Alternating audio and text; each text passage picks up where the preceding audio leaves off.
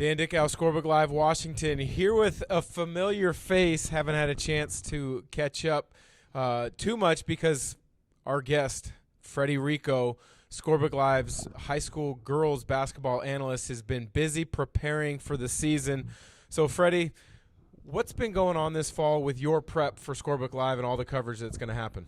Dan, been trying to get a good handle on what's going to be coming up this season. We've got a lot of basketball. Football season's still not finished, but basketball season right here started up this week.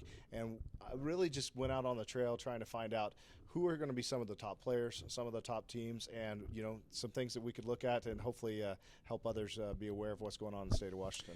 As I built out some players and team lists on the guys' side, I find myself talking to current coaches, former coaches, maybe some college coaches that don't have the ability to go on record, maybe some AAU coaches that you trust with their evaluations.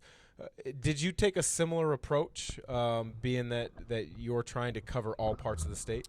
Yeah, I think on the girls' side it's a little bit more difficult. However, a lot of it is some of the players I've seen in the past, some of the girls I saw during the summer, whether it was at a GU tournament or up in Snohomish, and also just talking to some of the coaches. Coaches giving me feedback, and even sports writers. They're opening up a little bit and saying, "Hey, I've heard about this player over here," and that's just good. Connections, and those are the ones that we are kind of relying on to build that, and then hopefully we'll be getting some more coaches and other people adding to that.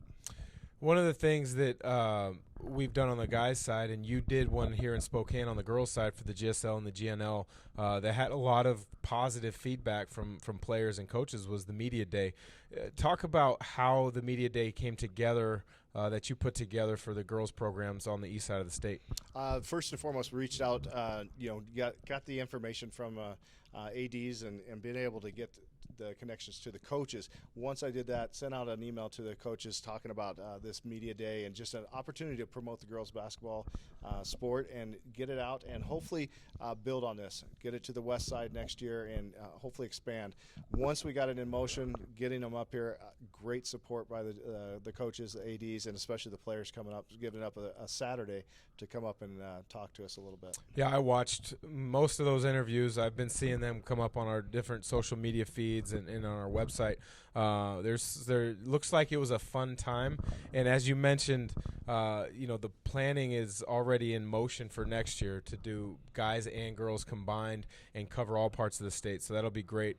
In looking now to the particular teams here on the eastern side of the state, look at the GSL really quickly. Are there any teams that jump out at you or players that you think you want to keep your eye on early in the season? I think this is going to be, as mentioned in the media days, this is probably going to be a season with the most parity that we've seen in the GSL in a long time. If we start with the 4As, you've got 4 or 5 teams that are very likely to be right there in the fight at the end. You can never look past the LCs, the CVs, and but I would say if we went strictly on probably talent first, U High has the potential to be the top team, but Meade I think could be one of those that kind of surprises people. They've got a couple strong players out there, a couple transfers from Montana that have won a state championship, so I think they're going to have a little bit of experience there. So if I had to look at it right now, I would say probably Meade and U High at the 4As would be at the top, with CV, LC, and Ferris kind of battling from that point. On the 3A side, it's got to be Mount Spokane and then probably North Central. Then I think it'll come down to Rogers and Shadle Park, for that 3rd, 4th spot. I've heard from a number of athletic directors that have agreed with your comment about a lot of parity on the girls' side. But it's parity in a good way, because it seems as if each team in the GSL has 1 or 2 really good players. I think U High has 3 girls who have signed Division I. I know Mount Spokane has at least 1. There's a lot of really good players in the GSL. Is there any in you're evaluating over the course of the summer that have stood out to you as maybe made that next jump and have really stood out? As far as the top players, I mean, I got to see Ellie Bonai play and Tyler and Jackson McCall from U High. All three of them are signed. Ellie Bonai is going to Colorado State. I mean, she's just a heady guard that knows how to score, but also knows how to get her teammates involved. Tyler is more of that on the drive, can get to the hole.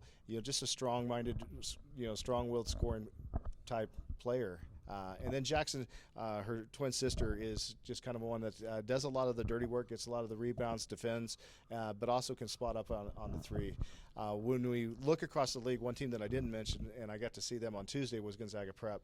Gonzaga Prep, they have Olivia Mayer, who is signed at Eastern, but unfortunately on Tuesday it looked like she might have gone down with an ACL. So with that, I think that's going to hurt Prep a little bit, but their kids stepped up and actually got a win over CV. When we're looking at some of the other players from Central Valley, Peyton Howard has signed with Seattle University. So you've got her, you've got MJ Bruno, who's a sophomore but has a kind of a verbal right now. It looks like possibly to Portland. I don't want to throw that out there too much because I think she's still kind of open. But she's another player in the GSL that's going to draw some attention. And then you go to Meade. I mean, Meade has Suggs, who's going to be out there banging every night and just getting after it. And I think across the board, you're going to see some high-level players. But I think the West Side, if we're looking at some of the bigger D1 attractions, you're going to see them over there. But the East Side knows how to play defense, so I think these kids will say, hey, don't forget about us. Well, you would know as well as anybody after your very successful run at Central Valley, a couple state championships, a national championship. But now when you look at the GNL, your 2As, they're still pretty talented, and they're playing some pretty good basketball. Some of them have had a chance to compete throughout the summer and early in preseason jamborees against the bigger schools. Absolutely. I got a chance to see the Valley Jamboree, and I got to see Haley Marlowe from West Valley. They went out, started out in a hole against U High, ended up coming back and winning that in the Jamboree. Now, it is a Jamboree, so things happen, rotations are made, but I got to see some good ball from West Valley. East Valley, talent-wise, their level, it's down a little bit, but they still have Bree Holacek, who's going to do a good job for them, and I think they're just a super competitive team that will be out there, getting after it every night.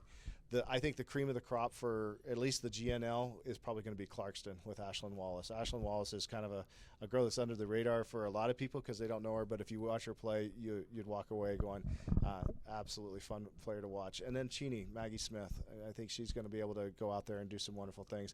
The unknown for me is probably Pullman. I just don't know much about Pullman, but I think the GNL, you're going to see some real competitive games night in, night out.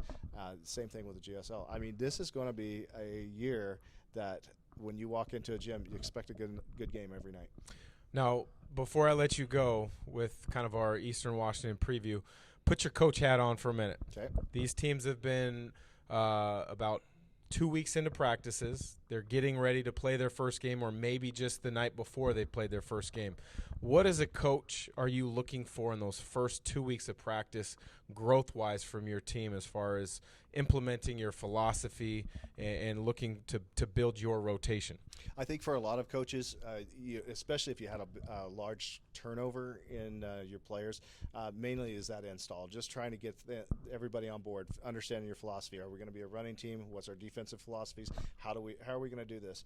So I think for every coach, their main thing is, okay, can we get everybody on board, make sure they all at least know a couple basic offensive sets, and then from that point, just trying to build the team chemistry. For me, it was really huge to build the team chemistry. We would do a retreat each year just to get the girls to spend time together, and then from that point, we just tried to build. A lot of scaffolding. Start out with some of the fundamentals and then build, and see the drills then turn into your actual sets, and then that just gave them familiarity when they stepped on the floor. But I think for a lot of coaches right now, it's just getting the team to know each other, understanding who's going to do what their roles are, and then trying to get them to believe that they can achieve what you're hoping they can achieve. Well, there you have it. Freddie Rehkow putting his coach hat on for just a second, but more importantly, sharing a lot of what's going to happen on the girls' basketball side in the eastern part of the state. For Scorebook Live Washington, he's Freddie Rehkow, and I'm Dan Dickau.